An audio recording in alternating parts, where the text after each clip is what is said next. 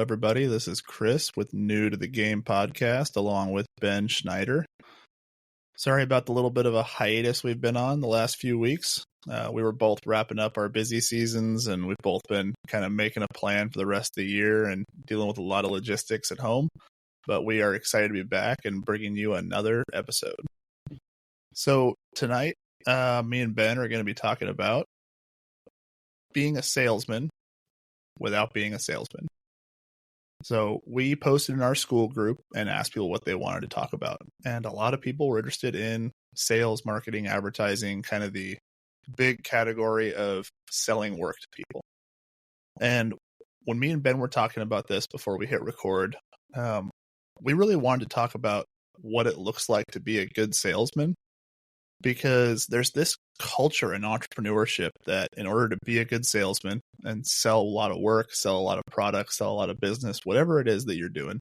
Obviously here at New to the Game, we're mostly tailored to home service contractors and home service businesses, construction companies, things like that. But I would say across the board in entrepreneurship, there is this culture that you have to be this quote unquote hardcore closer. You got to be this like Grant Cardone style, like hardcore closer, and be really good at just getting somebody on the phone, and 10 minutes later they're giving you their credit card information. And I think that there's a little bit of flaw in that mentality of closing being the only way to get to a sale with your target client. And I know, at least for me, I feel like there is so much more to it, and that probably the majority, if not the large majority of your sales process happens before you ever get somebody on the phone or on a text message conversation, or you show up at somebody's house to give an estimate. So what we're going to talk about tonight is kind of the different parts of mine and Ben's sales process that happens before the sale. And we'll talk a little bit about the sale itself. But what we want to talk about is what you have to do in your business in order to create clients that by the time you get on the phone with them, they are ready to buy already in a lot of cases. Ben, you and I have both talked to a lot of people who basically have this mentality of, by the time that I show up at somebody's house to give an estimate, they're already ready to write me a check. And I think that that's like a dream for a lot of people in the home service industry, of being able to not spend their entire day running around going to 40 different houses and hoping that one or two of them buy their work. But I think that there's this kind of incorrect mentality of you have to filter and find your target client, and that's the only way to make sure that the sale's easy. But I think that there's a chunk of that missing in the conversation, where we need to create educated and ready to buy clients. And there's a lot of things that go into that. So what are you thinking about when you're talking about this, Ben? What are some of your thoughts about it? And let's kind of jump into the conversation. Yeah, this has been a subject I've been like really, sort of emphatic on this year. We went from last year. So just to share some data with y'all, last year, my company, we generated a lot of leads. I mean, we were dealing, I'd say in Wheelhouse, around like 400 to 500 leads last year. And without exact numbers, I do know that our closing ratio at the end of the year was around 21% overall, which in the construction trades industry, generally speaking, that's on the lower margin threshold, depending upon the scope and nature of what it is that you're doing. So it really challenged me in a lot of ways. And I really wanted to think a lot about how can I improve this, because I don't want to spend 20 to 30 grand on one of these sales programs that's sold by one of these sales coaches who's really good at sales, trying to convince me to buy $30,000 worth of their material. It's always, that was a hard thing for me to get over. But I really did want to get to a place where I could optimize my sales process. So one of the simple things that I did was I essentially just kind of reshaped my goal. I was like, okay, I'm at 21%. I'm going to shoot for 30%. And then a business coach of mine challenged me even further. He's like, honestly, Ben, he's like, I'm convinced you can get this to 40%. So there's been a process pretty much from day one of 2024 that's been focused on how can I optimize my sales process the entire way around. And so that's kind of where I started to really meditate on this whole idea of what does being a good salesperson, we call it being a good salesperson without being a good salesperson, or you could even say the sale before the sale. Like I actually, before I started my business, I was in sales and I had done pretty well for myself doing door-to-door sales and other miscellaneous types of sales leading up to that. So when it came to a point of how can I be able to optimize this further, I had really started to have to think beyond how can I just close people down more? How do I overcome objections? Those were like not the right questions to be asking at the place that I was in. So what then shifted was focusing on, okay, well, if that's the case, what are the things along the way that would make it as easy as possible for people to buy from us? Like, and not only so easy to buy from us, but also how is our offer developed in such a way that it's hard for people to say no, which is something we've lightly touched on before. Mm-hmm. So yeah, dude, there's been a lot of evolution for even myself, even in the past year, of how I have made these so many pivots to the point now we're at I think overall our year is at a 34%, excluding like one or two bad months. It's pretty much at a 40% overall for the year. We're at like 42% for the month of October, which is just a massive increase. And I can very confidently say that the majority of that is attributed to the key elements that we'll talk about that are outside of just being a super smooth communicator or overcoming objections in a perfect fashion. That's awesome, man. I actually didn't know that your closing rate had gone up by that much this year. I know when we've talked about this, not on the podcast, but just on our phone calls, I know that you've talked about how your closing rates improved, but I actually did not know that your closing rate average last year had gone from that high to where it was at last year to where you're at average this year. That's awesome. And it's kind of interesting because when we talk about this, like a lot of you guys know listening, I used to sell larger construction jobs and now I'm selling mostly small service jobs. And there's a difference in it because with small service jobs, the biggest thing that influences them that doesn't really influence construction jobs when it comes to how I ran my company is I do really actually have to consider competitive pricing with the other companies in my area. So there is a certain amount of like, with large construction jobs, you can kind of, I mean, I don't like saying it this way, but like you can kind of just not care what your competitors charge because you can sell the experience of working with your company as something that is worth paying an astronomically higher amount for compared to your competitors. Because if you are just so dialed in as a company in your pre-sale process, your sales process, your production process, and the whole overall experience of working with your business, it's much easier to justify a higher cost than it is with something like what I do where I'm cleaning windows, cleaning roofs, cleaning gutters. Because if I just said, hey, I don't care what my competitors charge, I'm going to charge double.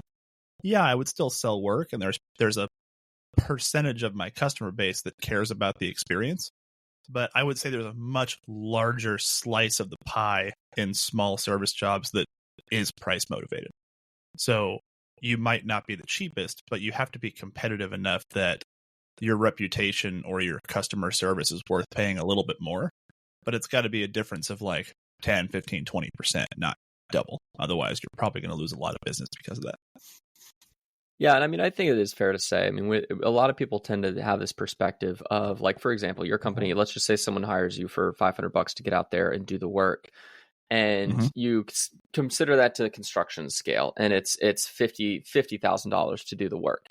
For you to charge, let's just say $600 instead of $500, and your client and your competition is charging $500, you could probably still close that deal. Now, to charge $1,000 would be a lot harder of a pill to swallow. Yep. But in the construction realm, it's like I think the perspective is like, oh, it's not like he's just bumping his quote like to be $50,000. He's now bumping his quote to $50,500. It's like, no, he would be bumping it. The context there would be a dissimilar percentage. It'd be yeah, 50 to 100, 50 to 75, things like that. Like it's not like that much. So, but yeah, on that mindset, just around pricing, I think that's where a lot of guys that I talk to in the industry, there's so many different perspectives, but it's like, okay, if I want to charge more, then I have to be a better salesperson, or if I want to be a better salesperson, or if I want to earn more business, then I have to charge less if I'm not a good enough salesperson. And they see that as like really the only two options to some degree. Or maybe it's just like the only way that I'm ever going to successfully scale my business is if I charge the lowest prices and I become a volume business where I just have as much volume as I can possibly attain. And that's how I grow my business.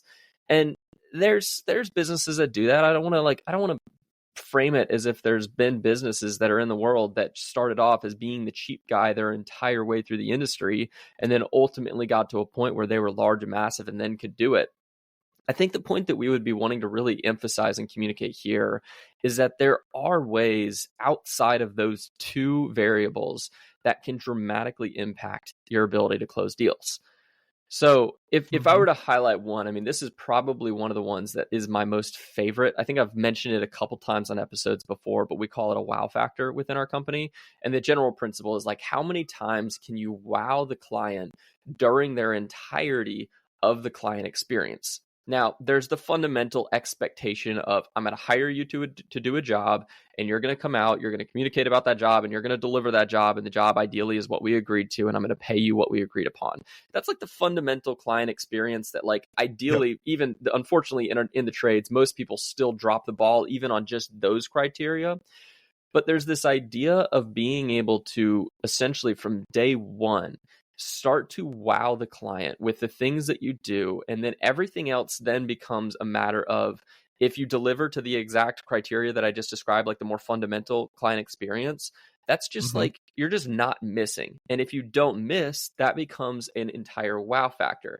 And then you can kind of start to tie those in throughout the entire experience as you scale and you start to do more and impress clients more and add all these cool features and stuff like that.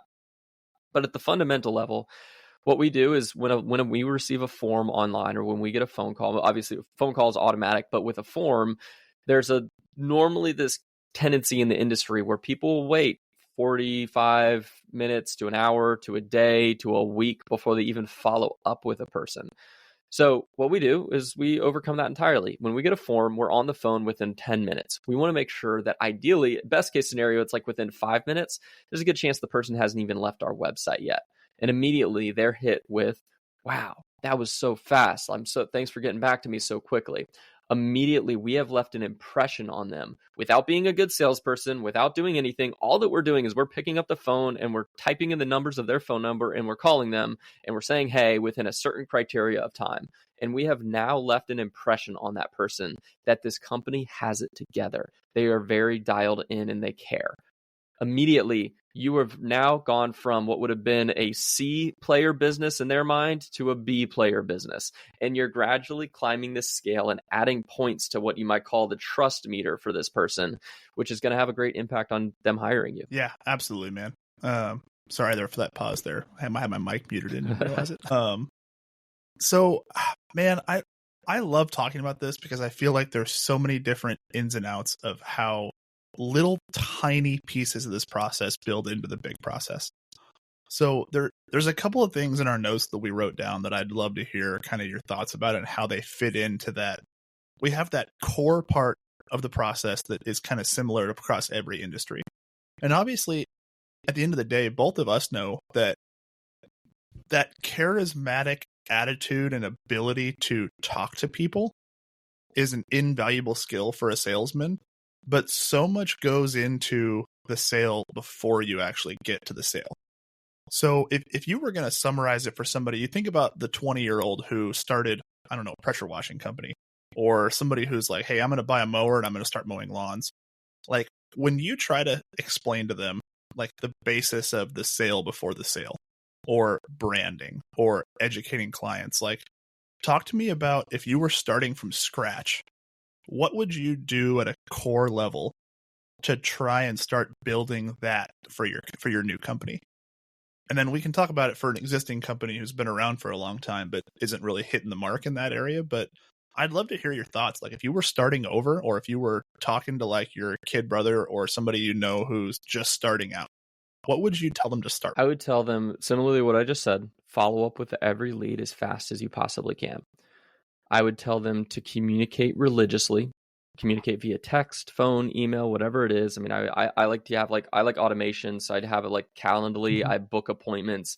Another one of the little touches that I do when a person calls us and they book an appointment, I'm not writing this down on pen and paper. I'm like, I create it in a Google Calendar, or I do it in Calendly.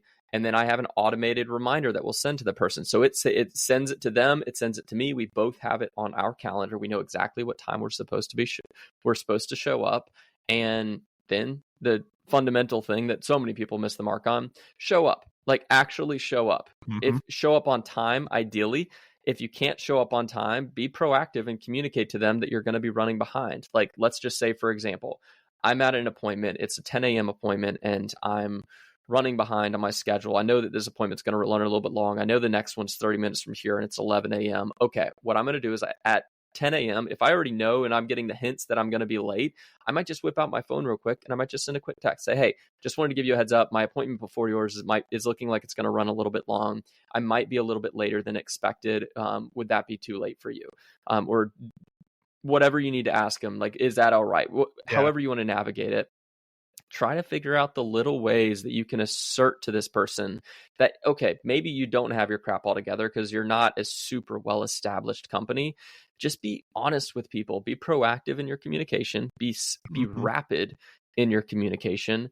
And every single one of those steps along the way are going to steadily reinforce to this person that you are trustworthy. And at the end of the day, people want to give money to people that they trust. So the more that you can 100%. reinforce trustworthiness throughout the process, the more you are likely to actually begin closing deals and having people be really excited to work with you. They don't care that you're a massive business. They don't care that you're a tiny business. They just want to know that they're going to pay someone that they trust, and ideally someone that they like and they can enjoy being around. And you're going to be able to win opportunities simply through that. Yep. And it's kind of crazy because this is a concept that applies across the board, not just to sales.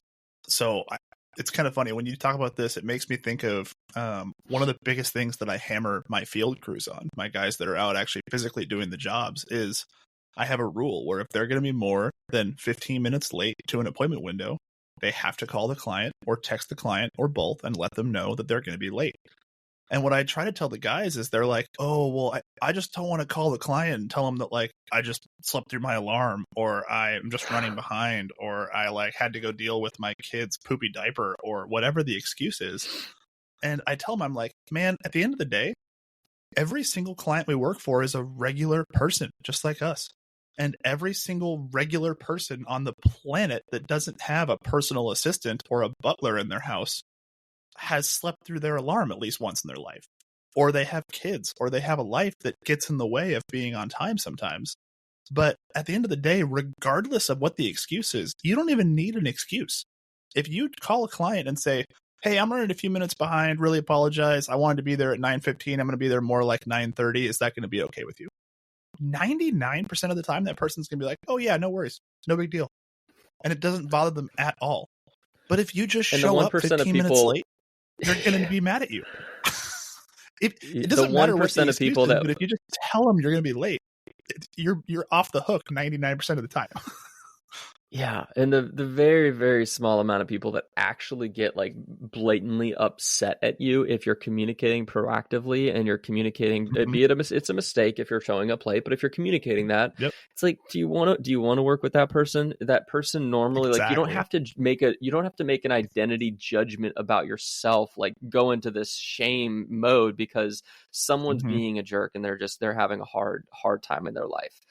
I think an example of this, like, yes, it's funny because I literally did this yesterday, and I immediately went into like the shame mode the second it happened because I was out at a quote, and I knew I had a 9 a.m. quote and I had a 10 a.m. quote. I made it to both of them, and then during my 10 a.m. quote, I had this lingering feeling of like, you know how sometimes you just feel like you're missing something and forgetting something. I'm forgetting something. I get this text. I get this text from a client, and she's like, hey.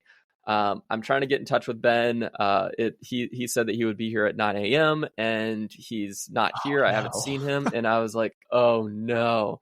So I had accidentally overbooked a client. I basically, for whatever reason, I booked 2 clients in the same slot, and I had told the client that I could. And before, it was a whole mess. But basically, after I wrapped up at the appointment that I was in, I gave her a call, and I was like, hey, we'll call her Sandy. I said, hey, Sandy, this is Ben with Peak Sodding. How are you doing? She's like, oh, I'm good. I was like, hey, she's like, how are you? And I said, I am embarrassed and I am so extremely sorry. And I was like, I want to be able to give you a good excuse as to why I forgot your appointment and why I missed it. But to be completely candid with you, I have no idea why. I think I honestly forgot to put your appointment on the schedule, and I am so sorry for your inconvenience. And like, I was overly apologetic. I communicated to her that I was embarrassed by it, that I was like super, super sorry. Mm-hmm. And ultimately she was like totally fine with it. She's like, people make mistakes. It's totally good. And I just rescheduled the appointment. And that's the type of thing that I think the impression people have is that if you communicate that to a person, so often that they're just going to like flip out on you and be so upset at you and blame you for disrespecting their time.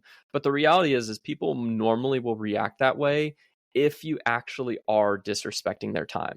But if you aren't intentionally disrespecting their time and you really did make a mistake, then just be proactive in your communication. But that being said, that I think that's sort of a tangent that we could totally go down. And I think it's a valid tangent to talk about why that communication is so important. But at the end of the day, I mean, what we're really emphasizing here is I call it radical honesty. I call it being able to, I mean, in the communication leading up to an appointment or making a mistake, that's one thing. But even on the communication on site, that's one of the really important ones that I love, because again, this, in my opinion, this doesn't have to do with being a crazy, incredibly good salesperson or having the perfect word tracks. A lot of times it's confidence, like being able to just show up and be confident in what you're communicating to your clients, especially like we are experts in our field. You should be able to confidently communicate to a client and tell them things that maybe they don't really want to hear. It's amazing how often people will look at you and thank you if you are radically honest about things that they may not want to hear, be it the timeline of when you can get the job done, be it at the price range that you can't get the job done at, be it the type of service that they feel like they need, but you're like, Susan, trust me, like I'm more than happy to deliver this service to you, but I want you to know that if I move forward with this service, this is going to happen and this is going to happen, and you might find yourself really frustrated with me at the end of it all.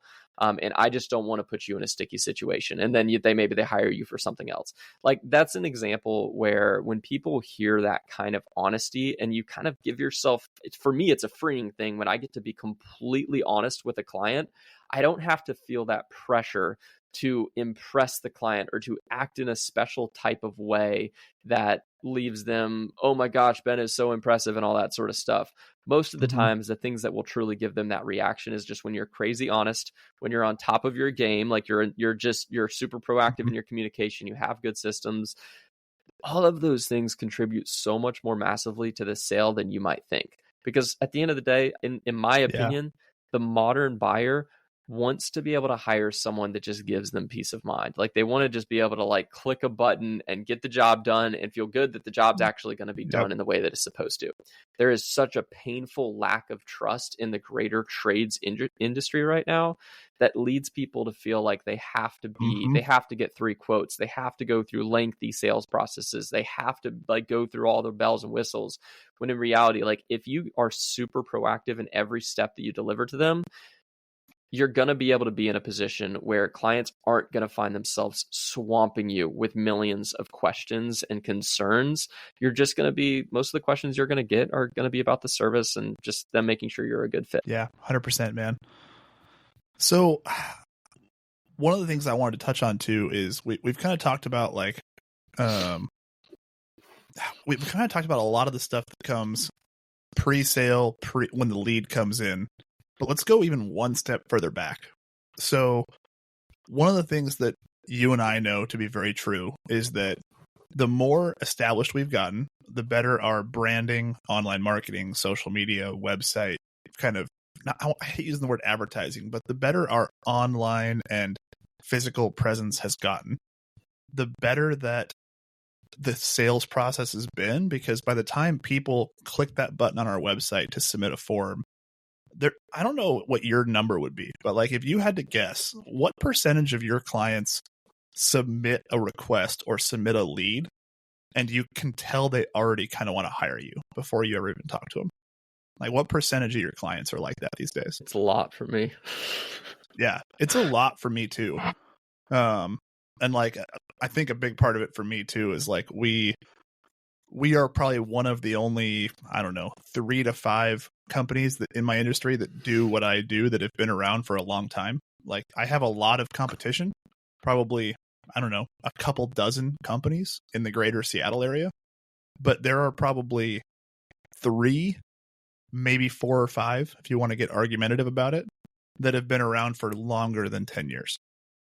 And I'm probably one of the only 2, maybe 3 that have been around for longer than 20, technically. Obviously, I have only owned the company for 5, but my company has been around since the 90s. And there's only one other company I know of that has both been around that long and has a good online presence. And I think that what people fail to realize is that you can build that kind of reputation online in a couple of years. Because like, how many companies do you know, Ben, that have been around for 10 years but still have an absolutely garbage online presence, branding, advertising, marketing? Like, they're only around because they do good work and get so many referrals that they stay busy, but they don't get a lot of new clients in the door from the things that we do, where we build this reputation for our company that is based on obviously performing the work and doing good and treating clients well. So we have good reviews on all the platforms online and good referrals. But I mean, it's the percentage of companies that actually have that presence online and have that presence on social media where somebody can see and trust what they do. It's got to be a really low percentage of the overall trade industry. I mean, it's got to be under 20%. Yeah. I mean, I think about all of this always goes back to trustworthiness for me. But we live in an era now where how do you determine trustworthiness without actually speaking to the person? And also, so many people have been screwed over by speaking to good salespeople that they don't even trust that anymore. So what are the little things across the board that you can begin to do to reinforce trustworthiness? And I mean, that's the question I would challenge people with, is like, start asking the question on a just kind of perpetual basis. How am I reinforcing trustworthiness with my clients before they've hired us? I've mentioned a lot of the things I think tactically that you can do, but like then also on your website or on your social media or your brand as a whole. That's sort of a branding question. Like, what is it about your brand that speaks trustworthiness? So I don't want to give people the impression that you have to be in business for 20 plus years, or that you have to have incredible, immaculate SEO and 400 Google reviews to be able to do that. My company has 127 Google reviews at this point now. I know that number specifically because we're working towards 145 by year end. But the idea is, and this sort of is kind of in line with I would call it like that 1% better every day mentality, is I would always, and I would never neglect efforts that are going to be contributing to the long-term trustworthiness of your company.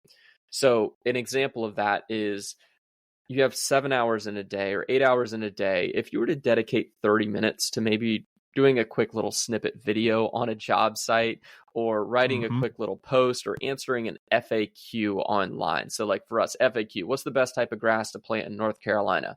I'm going to type out a quick little snippet about my opinion on that thing. It takes me 5 minutes to write it out, especially if I know what I'm talking about, or I could use ChatGPT and cheat my way through it somewhat. But at the end of the day, the idea here is, what are the little things that you can do that are going to help gradually build this foundation of trust for your company? People know in my area, it's become a thing now where people actually know in my area if they're looking for a sod installation company, based upon my reviews, based upon videos we've posted, based upon like the thorough nature of our website.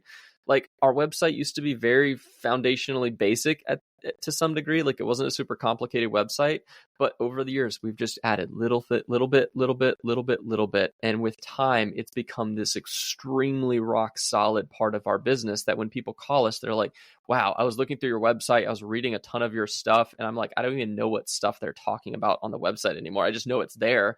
And that is a huge part of what is going to allow you to close more business. Like, people often think of website explicitly as a marketing tool, when you and I both know, I mean, a website at the end of the day is, if built correctly, can be an incredible sales tool without you having to be an incredible salesperson. Yeah, 100%. And I think one of the funniest things to me too is that, like, with service jobs, especially like these smaller service calls, or my average ticket size on an average day is $600 to $800 per customer, and 1 to 2 customers per day. And one of the things that's crazy to me is how many people that call and they've done their research, they've looked around, and I don't even know most of the time if they've actually gotten other quotes as much as they've just talked to people and looked at other industries and looked at not other industries, sorry, but other businesses. And they call me and they're like, hey, this is what I want done. This is how I want it done. To give you an example, like our primary service, the thing we do, I don't know, 75 to 80% of the time, I can't remember the exact number, but is we remove moss off of composite shingle roofs on residential houses. That is 80% of our annual revenue. And there are, arguably like 20 different ways to do that. And the way that we do it is one of the less common ways of doing it. And because of that, it's a very desirable method of cleaning because we hand clean with metal brushes that carefully remove moss off the roof and don't trash your roof. Because there's guys that want to pressure wash. There's guys that want to use compressed air. There's guys that just want to use chemicals, which we offer, but is only really good if you don't have a good roof that's in good shape. And because of that, a lot of people call us and they're like, hey, what does it cost to get this done? And I'm like, well, your house is this, and this. It's this many square feet. It's this many stories. It's this tall. If you want our full shebang kind of general service that covers all the bases, it's $735 plus tax, because that's the most common estimate we send, because $735 plus tax is our price for any home between 1,500 and 2,500 square feet, which is like, I don't know, 80% of the single family homes in our area. And most people are like, oh, okay, cool. When can I have schedule? And it's done and on the calendar, and I'm on to the next person. And there's a little bit less personal touch in the sales process for service than there is in something like what you do for sod or what I used to do when I was selling decks and fences. But so much more of my ability to close jobs relies on that pre-sale portion before I ever talk to them. Like having those blog posts, having that information online, having those reviews, having that good presence on Yelp and Google and those different platforms online that carry reviews and carry weight for people. And obviously, like we talked about before, like I'm a little bit more price motivated than probably something like sod is. I'm probably more comparable to something like landscaping, where you can call 5 guys and all of them know how to run a lawnmower. But if one of them's 50 and one of them's 75 and one of them's 300, you're probably going to pick between the guy that's 50 and 75. The guy that's 300 is probably out of the running before he even gets a chance to talk to you. So it's interesting to me. You're highlighting a good point that I think I want to touch on, actually, because what you're highlighting is, the word I would use is education. And part of it is, again, going back to being a good salesperson without being a good salesperson. One of the really key elements of the way that you navigate your business, and people like you, if you were to imagine a perfect world where people could do business as perfectly and everyone just had an overall trust for the industry, the best companies would be extraordinarily transactional. And I'm highlighting that as a good thing in this situation. It would be transactional because we live in an era where people don't really care necessarily to have to feel like they have to talk to someone before they hire a person. They normally want to talk to someone because what they're trying to do is they're trying to, one, qualify this company. That's a huge part of it. Unfortunately, they're trying to figure out if they can trust a person. But the other big part of that is that they are actually trying to be able to get themselves into a place where they are educated in what they need to do. So for me, it's like I need to be able to go out there and I do need to be able to explain them why it's more advantageous to do this soil prep process as opposed to this soil prep process, or why this type of grass is better than that type of grass. In yours, it could be why this process of cleaning makes more sense and is more reasonable than doing this process of cleaning that might be a little bit cheaper or something of that nature. At the end of the day, people don't know what they don't know. So they like to be handheld, to be able to be educated on, okay, this is how you do these things. And this is why you do these things. But they also, it's weird because they don't want to have those conversations so often. The time is because they feel like if they step into that conversation, they're going to be overly forced to make a decision they don't want to make, or they're going to be someone's going to forcefully try to close them down, and people just don't want to have to deal with that. So when you get to a place where your sales process is more, the overemphasis is more upon education as opposed to on the trying to sell the person, it allows you to be more freely transactional, which makes you a more easy company to work with, which gets you more work. Yeah, 100%. Well, we've touched on a lot of stuff in here, Ben. We're getting kind of down to the time we got to start wrapping up. Anything else that you want to cover specifically? I mean, we've kind of hit most of the topics that we talked about when we talked about Help for Hit and Record, but I feel like you and I mean, just so everybody out there listening knows, I mean, me and Ben are both very passionate about sales, about branding, about building your company in a way to be successful in that way. And we're going to talk lots more about this. So don't worry. There's going to be much more content about sales, marketing, branding, building your reputation. That's a huge passion point for us. But as far as this topic goes, anything else that you feel like is pertinent to add right now before we wrap it up? Yeah, I mean, I think that if you were to step into your business and really start to be able to simply apply some of these foundational principles, quick follow-up, reinforcing trustworthiness, education, good systems in place, things of that nature, they're so small and they're honestly not terribly difficult to establish and to set into place.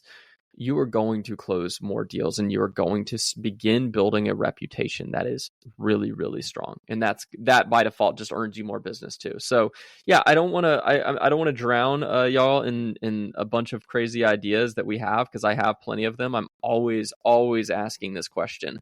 So I think that we're at a place right now where the fundamentals of what can make up a really fantastic sales process that can close a lot of deals just by following it and having a human that knows how to follow it in this front seat, you're going to do amazing things for your closing ratio through that alone. Yeah. And it just came to mind, Ben, we'll talk about this, but I think a great follow episode to this if you guys out there listening would like to hear this, I'm really curious about it, but I think we will do an episode in the future where we actually talk about every single step of our sales process. Because I think that a lot of people don't realize what a client journey looks like. I don't think they realize how beneficial it is to actually put your client journey on paper. So that might be a future episode, but I think that this is one step in a client journey and client sales process. And talking about that from start to finish would probably be a pretty cool episode. I like it. Yeah. Awesome. Guys, this kind of stuff we can go on rabbit trails on this all day long, but definitely begin to start. I mean, again, I'll go back to the question that I asked earlier, and I would just write this question down and I would meditate on it. I would think on it and I would really start to work on this question. How can I begin to reinforce trustworthiness in my company? Mm-hmm. And get rid of the emotion out of it, get rid of the pride and the ego and the things that says, oh, a client should just trust me and all that stupid stuff. Like just focus on that one question and start to think about little ways you can tweak and optimize, and then never stop doing it. Never stop doing it. But guys, thanks so much for listening. Thanks for taking the time. I know this is a little bit of a longer episode, but I feel like it's going to be one of the more valuable episodes, because at the end of the day, we can focus on systems, we can focus on financials, we can focus on so many different areas of your business. But there is a very real truth to, if you are not constantly working on ways you can generate more business, more opportunities, more money to be flowing into your company, then you're ultimately spending a lot of time on things that typically aren't the most urgent of things. And almost always the most urgent of things for small businesses is sales and cash flow. So if you can be able to focus your efforts more on those, even if it's a very short amount of time per week or per day, take that time, because it's super valuable. And I think this episode is going to be a really good foundation building block for you as you move forward. Absolutely. Thanks you all for being here. Thanks for listening. Thanks for being a repeat listener of the podcast. And if you're not already, come check us out on Skool, Skool. We're building a community for people that are working through these kind of issues in their business and that want to be around other home service entrepreneurs and other business owners. We're trying to build a community, especially for the younger folks, the people that are new to the game, new to the trades, new to home service, and need help. And we are just excited to be here and be helping people and putting this kind of content out there so that people that are struggling like we did when we first started, or people that have established companies and are needing a little bit of extra help, can come in and learn, and that we can be a community together and bounce ideas off each other, learn, grow, and get better. So we'd love to have you. It's free, FREE. So come join us. We'll post the link in the show notes for the Skool group. And if you're listening to this on YouTube, come find us on a podcast platform. We're on Apple, Spotify, Samsung, and all the major podcast platforms. And the video version of this podcast is on YouTube if you're listening on one of the podcast platforms and want to watch the video. So much appreciated, everybody. We'll see you on the next episode. Thanks, guys.